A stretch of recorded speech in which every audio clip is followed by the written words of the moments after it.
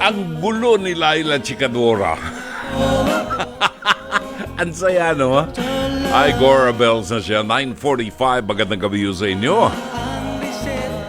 Ito si Brother June Banaag, nag-aanyaya sa inyo. Samahan kami hanggang mamayang alas 11 ng gabi. Today is the 15th day of May. Nakakalahati na ho tayo ng Mayo. Malapit nang matapos yan, maniwala kayo.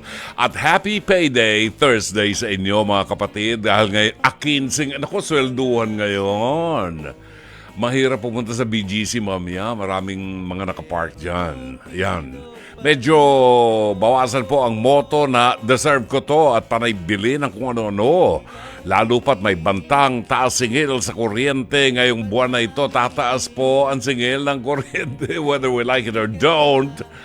Alam mo ba ang aking bill sa kuryente ay sa isang account pa lang ay mahigit 12,000 pesos sa kuryente.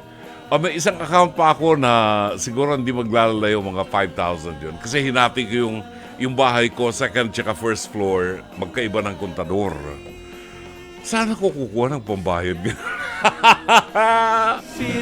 Ay, hindi naman pwede sa Meralco ang promissory note. So sa mga sumweldo ngayon, wag kong masyadong deserve, di ba? Pwedeng pag sumweldo ako, gusto ko paminsan-minsan nakakakain ako ng mga gusto kong pagkain. Paminsan-minsan, yan. Treat ko naman yun, deserve ko yun sa akin. Pero limitado. Hindi po pwedeng lahat na makita mo gusto mo deserve.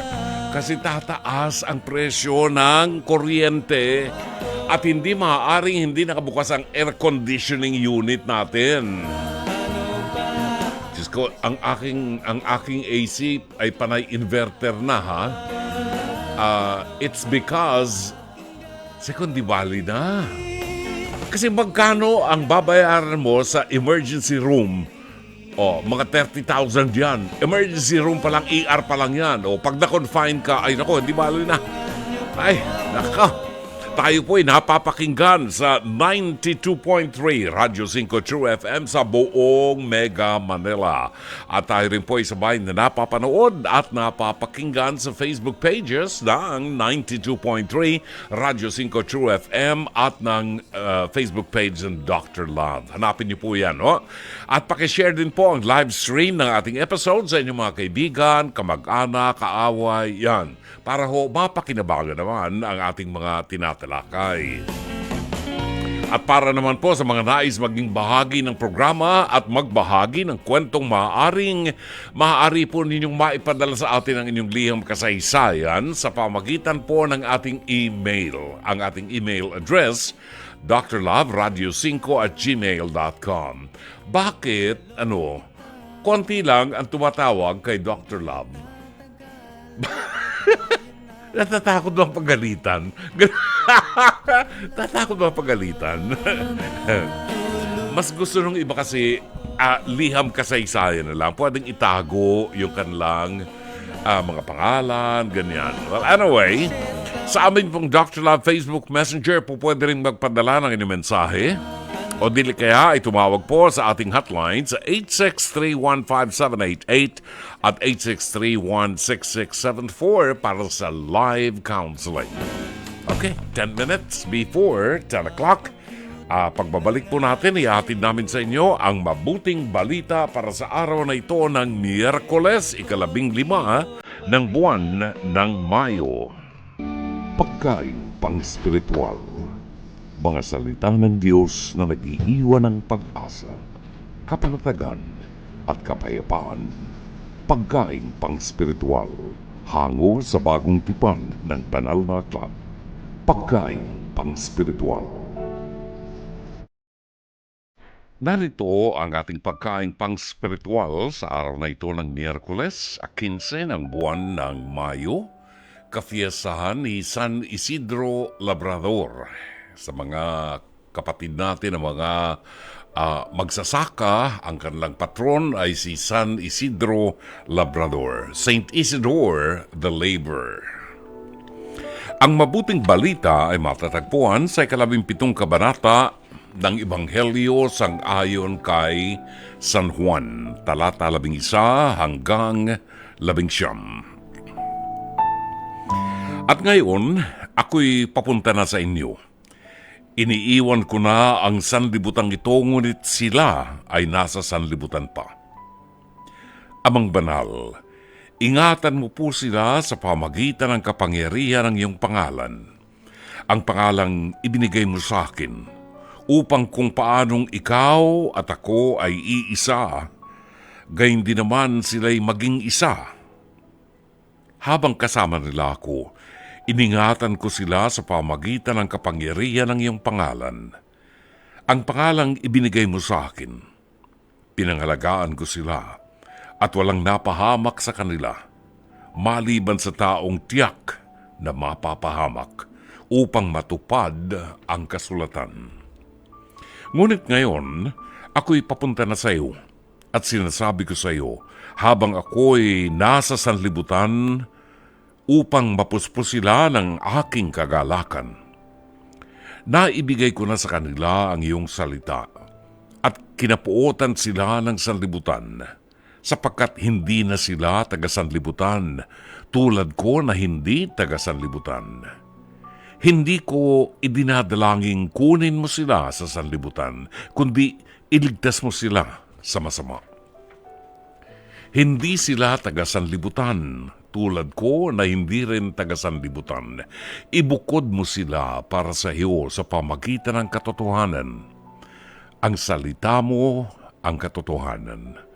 Kung paanong isinugo mo ko sa sanlibutan, gayon din naman isinusugo ko sila sa sanlibutan.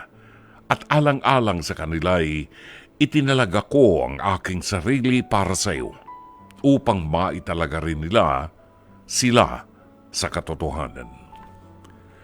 Mga kapatid, ang mabuting balita ng Panginoon.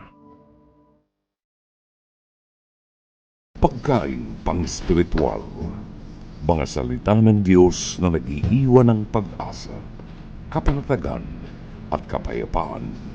Pagkain pang-spiritual, hango sa bagong tipan ng banal na aklat.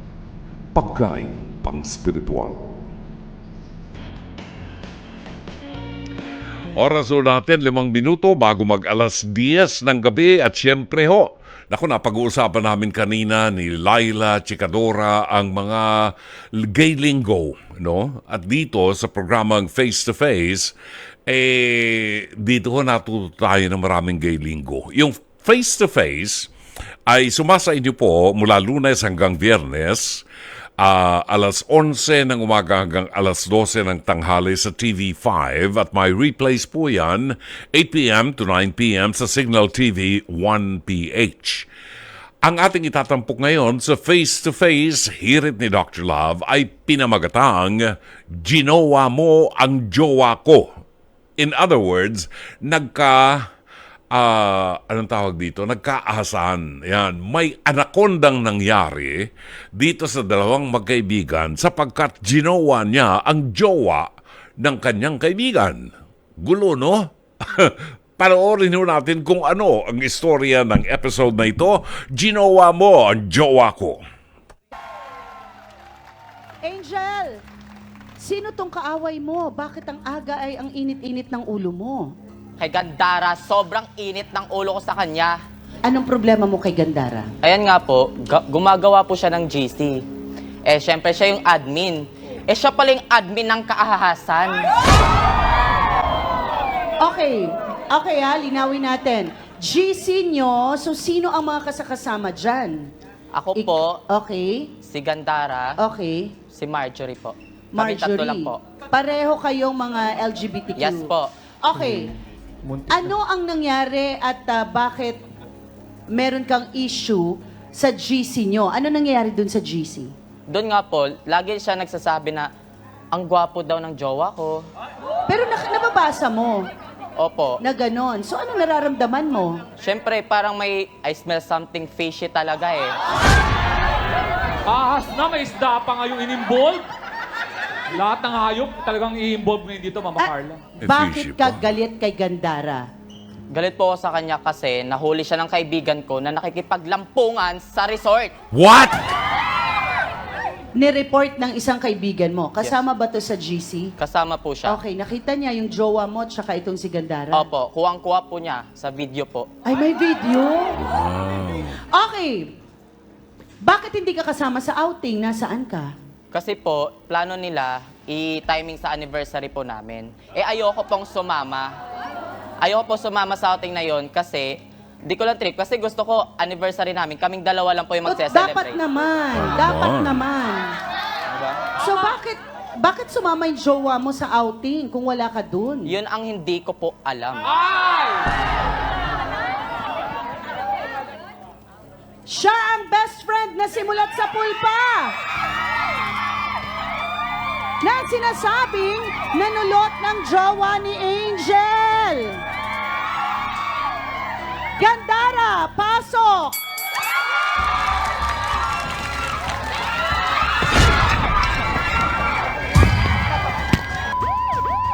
Mas baka palukha mo.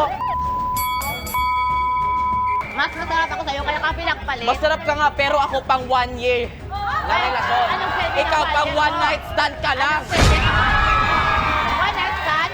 Almost 1 week na kami. Okay. One night stand ba? Gandara, diretsahang tanong. Sinulot mo nga ba ang jowa ni Angel? Yun ang walang katotohanan. Sa totoo lang po niyan, ma'am. Sigurado Mama ka Carla, ba? no? Sa totoo lang po niyan, bago hindi ko sinasabi na sinusunod ko yung kaibigan kasi magkakababata na kami noon yung jowa niya at siya mismo siya. Eh, nung nakala niya, ma'am, hindi naglalabas-labas kami ng jowa niya, bilang kaibigan lang naman. Eh, wala namang sigurong masama doon na lumalabas kami, nag-iinuman na kasama ko yung jowa niya. Wala, hindi ko naman siya ginagapa. Dahil magkababata kayo. Opo. Okay, Angel, saan galing ang sinasabi mong word na ahas kung hindi naman pala ginagapang? Mismo galing na sa bunganga niya yan. Ahas. Pogi Sino daw bang yung mga jowa habol? ko. Sino ba Hindi daw siya yung nanghahabol? mga agaw, Ikaw, pero ikaw yung nahuli ka ng nanghahabol. kaibigan Ikaw ko. yung ahas. Kasi ayaw na nga yung tao sa'yo, hinahabol-habol mo pa. Ikaw yung ahas. Ayaw, inaahas mo At lang isa pa, talaga. hindi ako maharot. Na sinasabi mo sa mga tao na maharot ako sa iya. Lalaban ka? Ngayon ako nakakita ng Alam mo, negative. ha? Negative. Ngayon ako nakakita ng negative. Okay. Ano Pinaganda ang mo na masasabi mo Alam mo. na ikaw ang naghahabol? Hindi po naghahabol. Sadyang siya lang talaga. Kasi Talaga? pera lang ang habol lahat ng lalaki At sa'yo. least may pera bakla. At least may pera bakla. Pinakinabangan naman ako. Napakinabangan ko siya. O anong mali doon? Naibibigay ko ba nga kailangan niya? Ano ka ngayon? Kasi ang pera Ang ko, taray! napupunta sa magulang ko din. Magulang. Jowa ko, At least ikaw sa akin, pang lalaki sa magulang lang. at sa lalaki ko, at least naibibigay ko lahat patas. Anong Fair patas? ako sa lahat. Ikaw sumira sa magkakaibigan natin. Okay. Hindi ako sumira. Hindi Paano ako na sumira. okay, Gandara, tanungin lang kita sandali ha. Paano mo sinasabing napakinabangan? Bali na utos-utusan po siya. Kung sabihin ko, may pabibili ako sa palengke, ganito. Kung gusto niya, may bibili siya, binibigay ko sa kanya. Ang Ba't ka kasi wholesome. lumalapit sa may jowa na? Ang sabi mo kanina, ikaw ay pang isang taon? Isang taon? Siyempre, ako kasi, mga Isang karelasyon taon ko, ka. tumatagal. Ikaw, sabi ko na nga, mismo sa bunganga kong ito, pang one night stand ka lang talaga. Talaga? Talaga? Talaga lang, pang one night Walang stand? tumatagal Tignan sa'yo. Kayo, pero pinagparit ka naman. Ay! Ano ngayon? Okay. Gandara, wait lang, baka mahulog ka sa upuan mo, kakagiling mo dyan. May tanong Yes. Na, may tanong na ako. Wala kang buhok. Ay, sorry. Kasi, Pero magpapabuhok na. kasi may hierarchy yan ng Mama Carla kasi narinig ko siya, kababata. Sino ba una nakakilala, Angel? Nung nakilala mo ba yung boyfriend mo, alam mong magkakilala sila? Actually po, matagal na po kami magkakaibigan. Kayong tatlo? Opo. Boyfriend. Opo, tapos to. matagal niya na rin pong kakilala yung jowa ko rin Oo. po. Pero Oo. I smell something fishy na rin po talaga kasi ang dami niyang napapansin sa Isda? jowa Isda ba ko. yan? Lagi niya sinasabi na pogi. Isda? May tanong ako, ba't yung jowa mo hindi nagsasabi sa'yo na magpapaalam na ako wala namang mali siya? Ba't hindi nagsasabi? Kaya nga eh. Diba? Bakit hindi Ang alam mo rin eh. nagpapaalam kung walang mali siya? Pero, Gandara, bilang kaibigan, hindi mo ba sinasabihan ang jowa ni Angel na, oh, baka magalit si Angel? Yun na nga po, Mama Carla. Sinasabi ko sa jowa niya, Jo Marie, baka kasi magalit yung kaibigan ko. Sa tagal na panahon kami nasasamas, simula pagkabata magkakaibigan na kami at never pa kami nag-away niyan. Baka anong isipin niya? Wala naman tayong ginawa.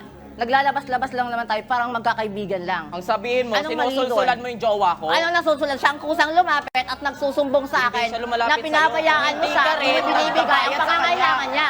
Kaya akong kusang nagbigay, pumuhos ang pagbibigay sa kanya.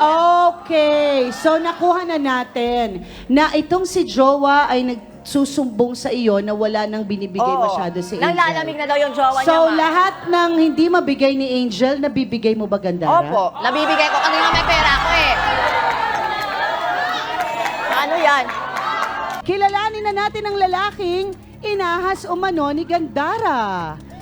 Haba ng buhok. Jomari, pasok! Haba ng buhok ko. Oh, gwapo. Ano ka ngayon? Mahal ka? Pinili ka? Pinili ka? Ano ka ngayon? Sino ka mahal-mahal? Okay, Nakakalay. wait lang ha. Jomari, diretsahang tanong, gusto mo ba si Gandara? Opo. Sakit naman yan. Bakit ka sumama sa outing?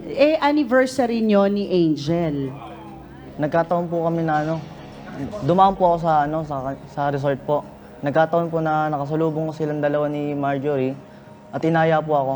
Kaya sumama ka na. Opo. Pero nasaan si Angel Hindi ko nun? po na ipagpaalam kay Angel na sama po ako. Nasasama ka. Okay. Sinabi mo na gusto mo si Gandara. Bakit? I mean, bakit? Aminado po nahulog yung loob ko kay Gandara kasi mas nabibigay niyo po yung mga pangangailangan ko po. Okay. So alam nyo na mga bets. Sapul na sapul. Isa na naman ang nagpatunay. Nagkulang ka kasi pabaya ka eh.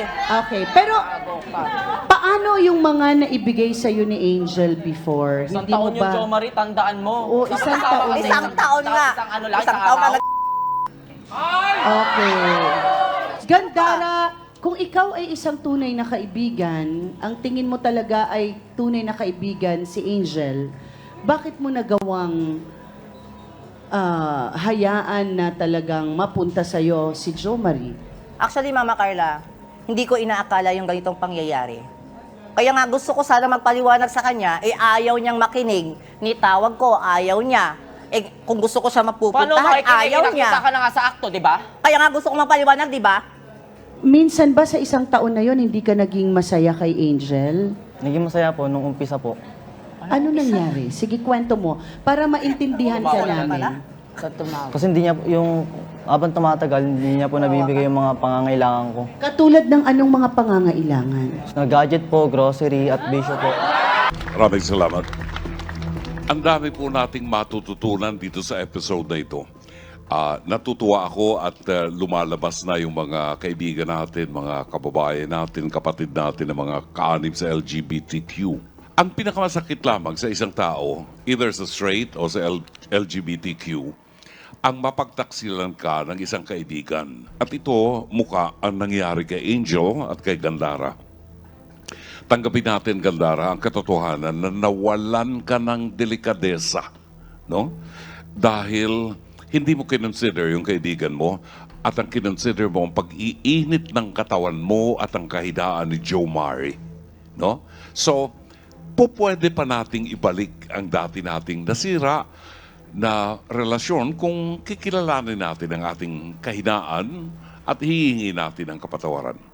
Kay Angel, mahirap talaga sa lipunan natin ngayon, bahagi ng ating pananaw, sana ay maunawaan natin na itong mga LGBTQIA ay may emosyon at damdamin din po na nasasaktan, lumiligaya. No? Kaya wag natin silang masyadong hatulan.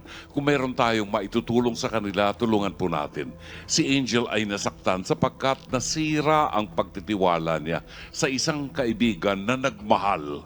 Gandara, kung kailangang pawala ng isang batang katulad niya para lumago at magkaroon ng magandang direksyon, tulong mo na yun sa kanya.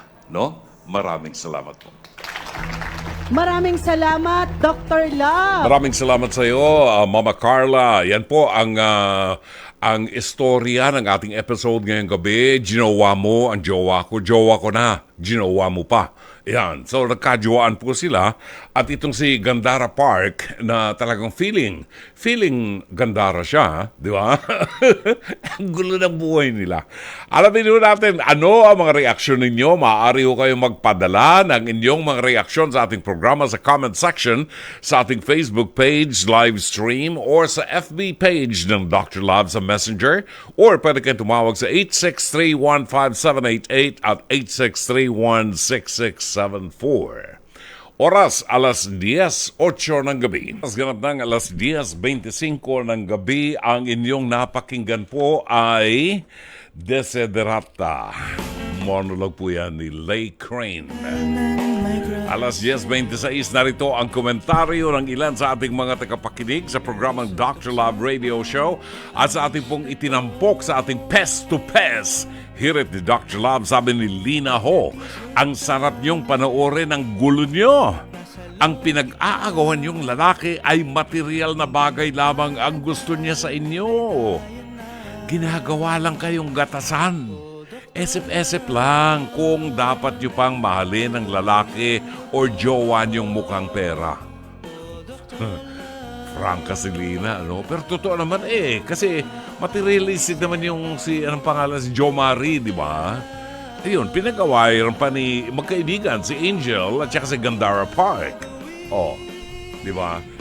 Clear na clear ang gusto lamang ni Jo Marie ay makatanggap siya ng mga bagay na pang groceries, mga mga gadget, cellphone, whatever, di ba? Ano ang kapalit? Ano ang kapalit? Meron ba nagbibigay ng gano'n? May kilala ba kayo? Pakilala nyo nga sa akin.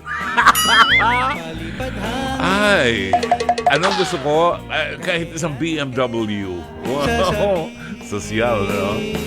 Baka ma-disappoint lang kayo sa akin. Lanza Billion. Hi, Brother John. I watched the episode kanina po sa Face to Face. Intense! Ang advice ko po kina Angel at Gandara Park, wag po dapat sayangin ang pagkakaibigan dahil lamang sa isang lalaki. Isang katotohanan na mahirap po ang magpagtaksila ng isang taong minahal mo ng lubos. May hugot ito si Lanza. At may mga taong taking advantage dahil may binibigay. Mas deserve po nila ng lalaking magmamahal sa kanila, hindi lang dahil may binibigay, kundi dahil totoo at tunay ang nararamdaman. Kay Jo Marie, kayod-kayod din. Kailangan dumiskarte ng maayos at marangal para matustusan ang ating sarili. Huwag mong gamitin ang ibang tao. Ang sa akin, kay Jo Marie, huwag mong gamitin ang katawan mo. Yun. Bakit? Katawan ko to Di ba? Di ba? Para kay Jo Marie, sandali lang naman to Sandali lang to, mag-enjoy din ako. Tapos kikita pa, di ba? Pera-pera lang. Pero, ang dami ko kasing mga nakausap ng mga akla. Oo. Ang dami ko nakausap ng mga akla.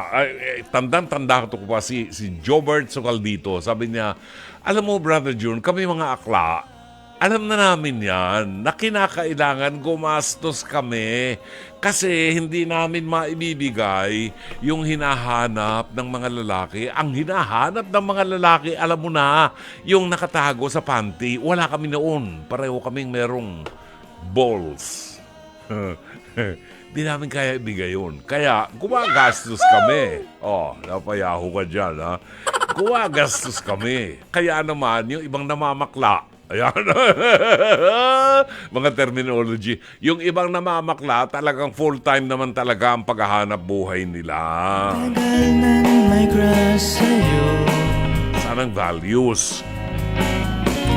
Evelyn Fortunado, tama, nang dahil lang sa lalaki masisira ang pagkakaibigan nyo. Naka, mag-isip-isip kayong mga lalaki para sa babae lang.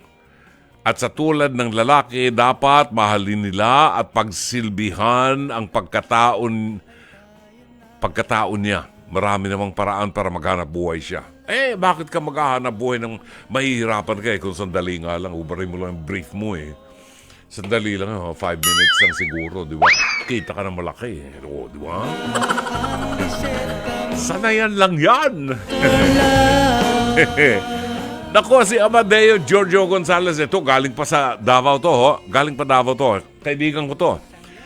Itong batang to, si Amadeo Giorgio Gonzalez, ang mama nito ay dating school teacher. Oh, can you imagine?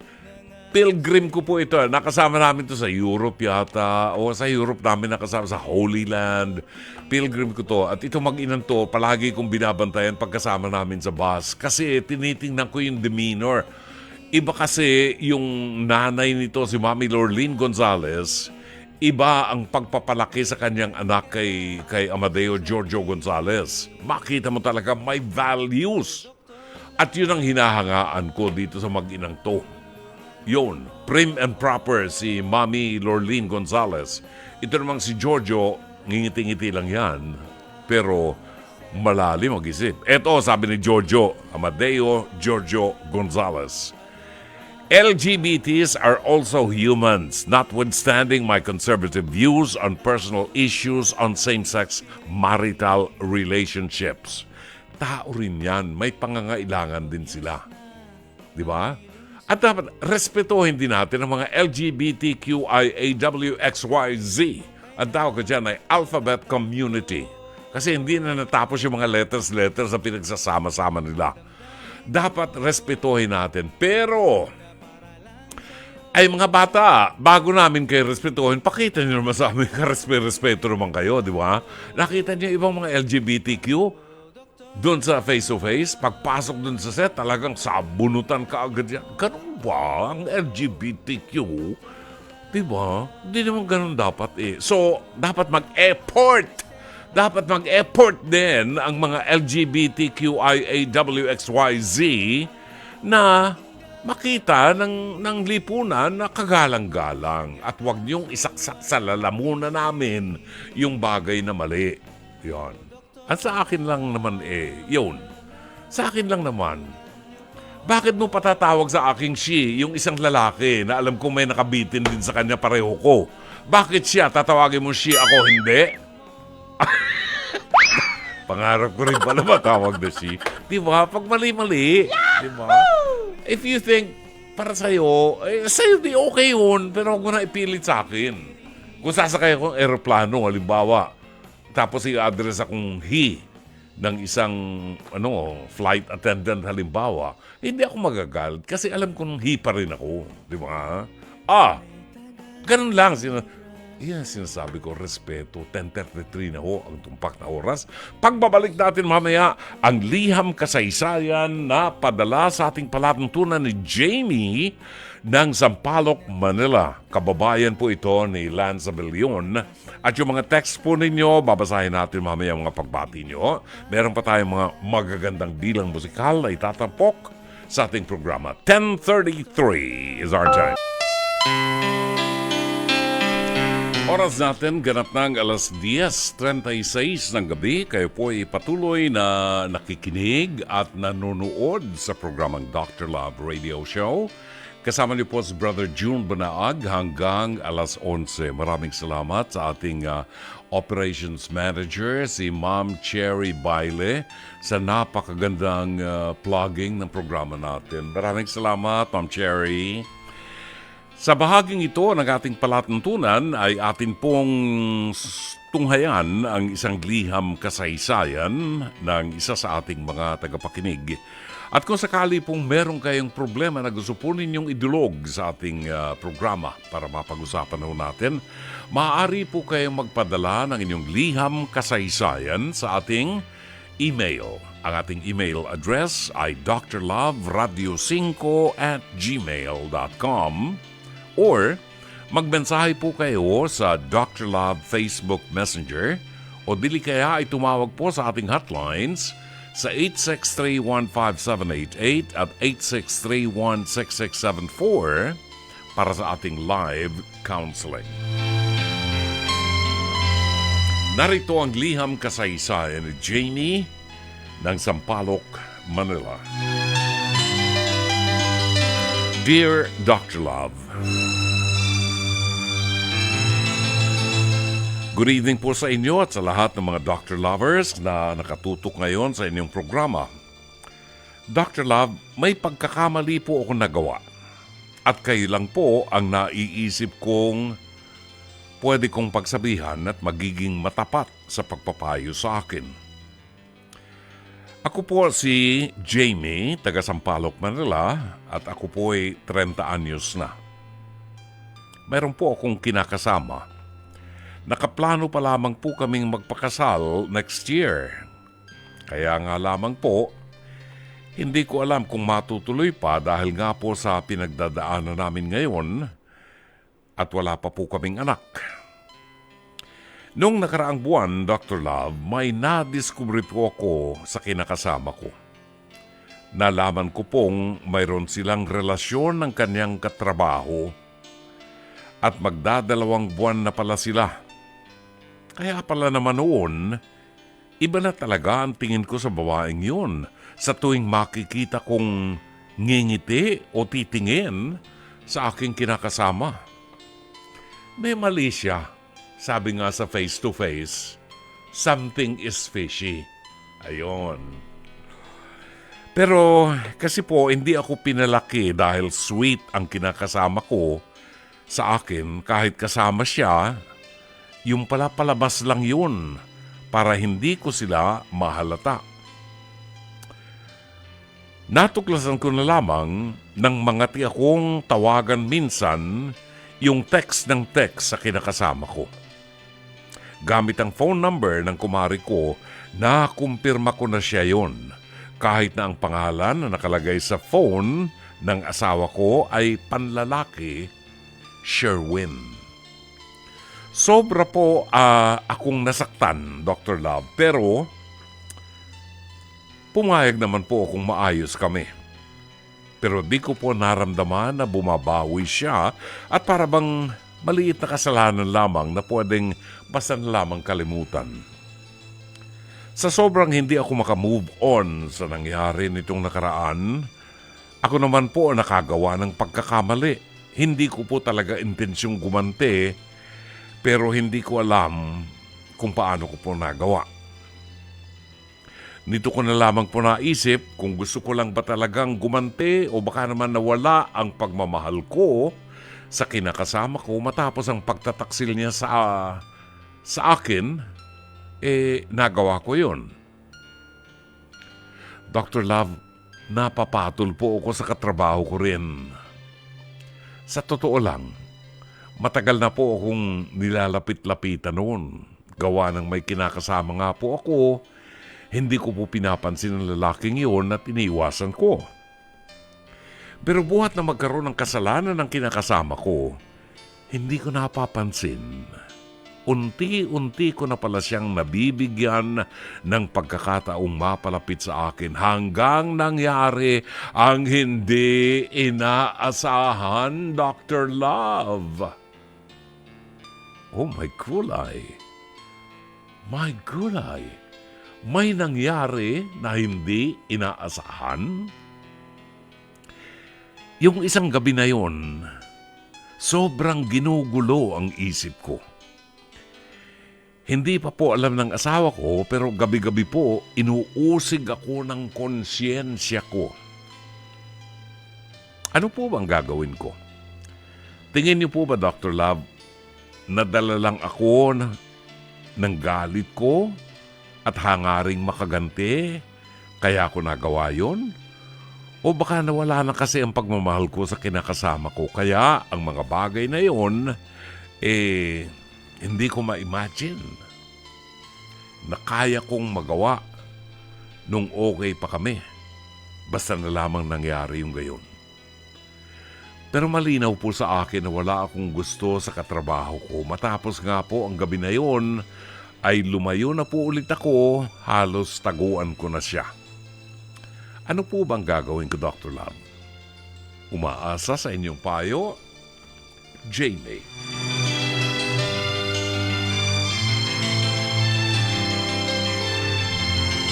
Maraming salamat, Jamie. Ay, tayo wag maglokohan, ha? Kasi, yan ang napapala. Wag muna, kasi masyadong parang childish tayo. Ayan, ewan ko ba?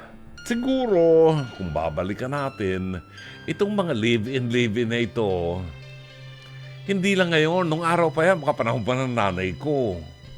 Baka may live-in. Pero tabu. Alam niyo yun? Tabu yung mga live-in na yan. Yung mga premarital sex, maaaring nangyayari ng mga panahon ng nanay ko, mga panahon 1920s. Meron siguro mga premarital sex, pero ingat na ingat talaga ang mga babae. Kasi tabu. Ngayon, masyadong maluwag na kasi. Ang alin? Ang values ng tao, hindi lang ng kababaihan. Kaming mga lalaki, talaga nagtatake advantage kami. Pag binigay nyo sa amin, pag binuka mo yan, di papasok kami. Binigay mo eh. Oh. Nature yan ng lalaki. Pag may nakitang butas, papasukin.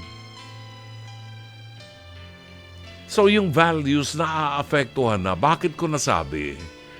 Kasi, alam niyo sa face-to-face, lahat halos ng na-encounter naming may problema, magka-live-in. At hindi mga bata ha, mga matatanda na ito, mga tinamaan ng kulog na ito. Magka-live-in. Pagkatapos, hahanapan mong maging tapat sa'yo, ayun nga ang kasal nga, nagkakaloko-loko buhay eh. Di ba? So, yung values, parang napakadali na ibaba ang panty ng babae ngayon kesa nung araw, nung panahon namin. Gumagastos pa kami nung araw. Talagang nagpapa-impress pa kami. Kawawa tuloy yung mga bata na illegitimate ang mga bata. Kaya dun sa face-to-face, itong aming anniversary special, meron kaming napili na 4 na couples na nagli-live-in who are willing to get married. At pinaalalahan namin talaga ang buhay ng mag-asawa at ang commitment nila sa isa't isa. So, may achievement ang programa. Bakit ba nakikipag-live-in ng babae? Ito ba'y dahilan sa nawawalan siya ng respeto sa kanyang pagkababae, sa dignidad ng kanyang pagkababae? O hindi lang siya makapigil talagang init na at gusto ko matikman yung katawan mo, kambing ka, kuneo ka, kabayo. Di ba? Andali. Di ba? Now, magli-live-in. Pagkatapos, 6 na taon nang nagli-live-in, tatanungin pa ng babae yung asawa niya, bakit yung ka-live-in niya, ba't hindi mo ako pinapakasalan? May plano ko bang pakasalan ako? Ako na sasagot, ba't ka pa kakasalan? Pumayag ka mag-live-in. 6 na taon na nga kayo eh. Diba? Ba't papakasalan? Pag pinakasalan ka, pasalamat ka.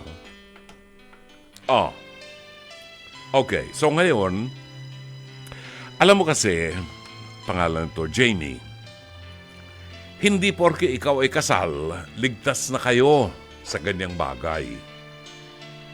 Doon sa pagiging kasal ninyo, ang problema doon kasi merong basbas ng Diyos at may batas sa ating lipunan na nagpoprotekta sa mga babae na nagiging asawa ng lalaki. May mga benepisyo kayo na maaari ninyong makuha dahilan kayo ang lehitimong asawa. Meron kayong mga proteksyon na matatanggap sa ating lipunan kung bakit ikinakasal. Pero hindi porke ikinasal kayo, garantiya na yan na hindi na magloloko ang asawa mo. Maraming ikinakasal na nagloloko pa rin ang mga asawa. Kaya maraming mga politiko ang nagpipilit ngayon na magkaroon ng diborsyo para diborsyohin ang kanilang mga asawa at makakuha sila ng bagong asawa.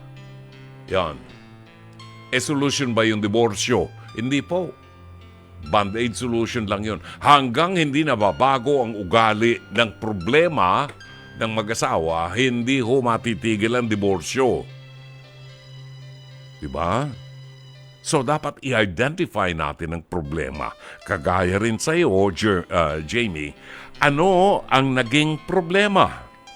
At bakit ang kalivin mo may ibang karelasyon na?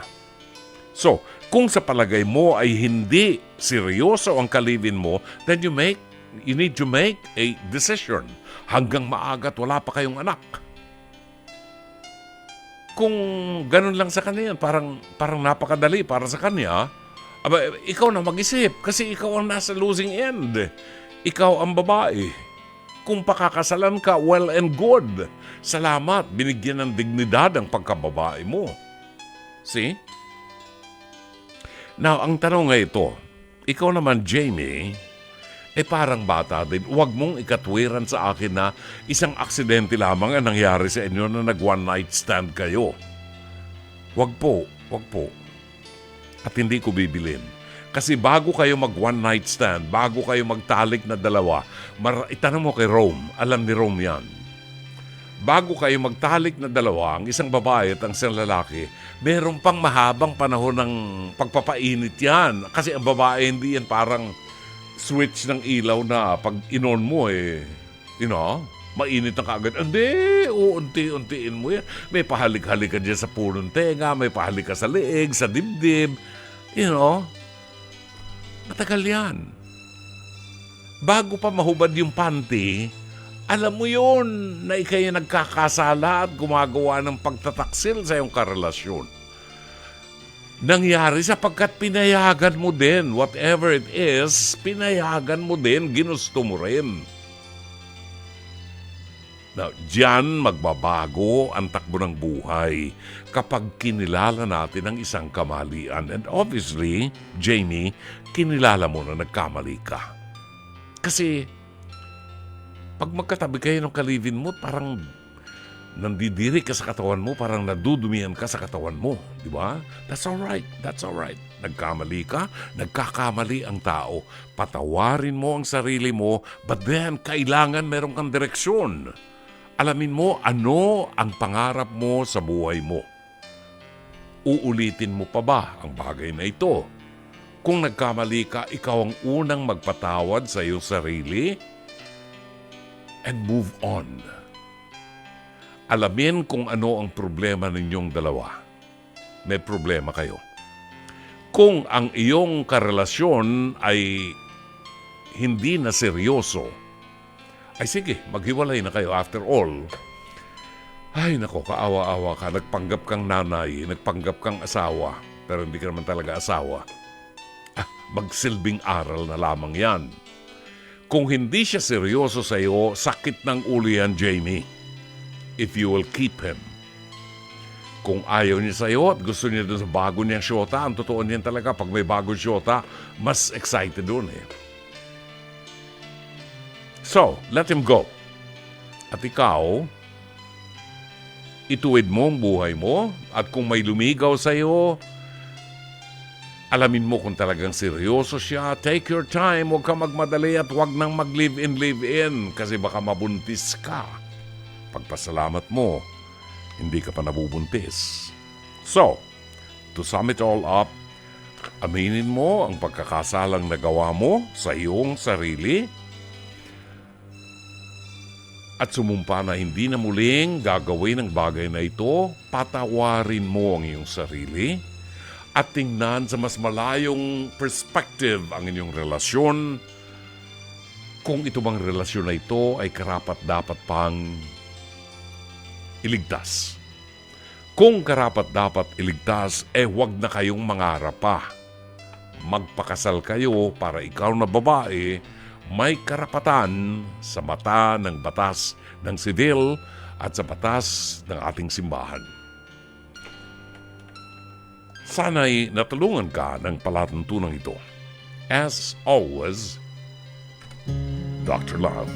Bukas po magkakaroon po tayo ng panauhin na magbibigay sa atin ng makabuluhang talakayan sa mga kababayan po nating OFW na mga nakikinig sa atin sa labas ng ating bansa o kaya ay nandito sa atin o dili kaya na may mga kamag-anak po na OFW. Tutok po tayo bukas sa ating episode at meron po tayong mahalagang pag-uusapan at meron tayong magiging panauhin bukas. Yun pong mga nagpadala ng mga pagbati, bukas na lang po, kagaya ni na Chato Sakluti, Engineer Mercy Santos, Meli Matabang Peniranda ng Tuktukan Tagig. Bukas ko na lamang po babasahin at wala na tayo masyadong time. Anyway, sana po ay naging makabuluhan ang 1.5 oras ng ating pagsasama sa programang Dr. Love Radio Show. Sa ngalan po ng ating General Manager ng Nation Broadcasting Corporation, Dr.